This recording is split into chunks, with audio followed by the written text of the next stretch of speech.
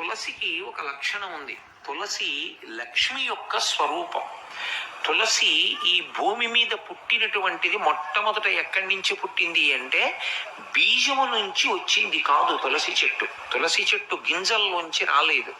తులసి చెట్టు వృంద అనబడేటటువంటి మహాపతివ్రత యొక్క శరీరము దగ్ధమైనప్పుడు ఏర్పడినటువంటి బూదిలోంచి విత్తనాలు చేశారు బ్రహ్మగారి యొక్క అనుగ్రహం చేత. ఆ విత్తనములను చల్లితే అందులోంచి తులసి పుట్టింది.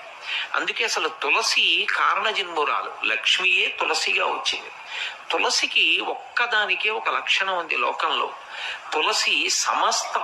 తులసికి ఒక లక్షణం ఉంది. తులసి లక్ష్మి యొక్క స్వరూపం.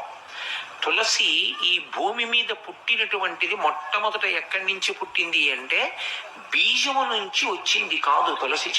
తులసి చెట్టు గింజల్లోంచి రాలేదు.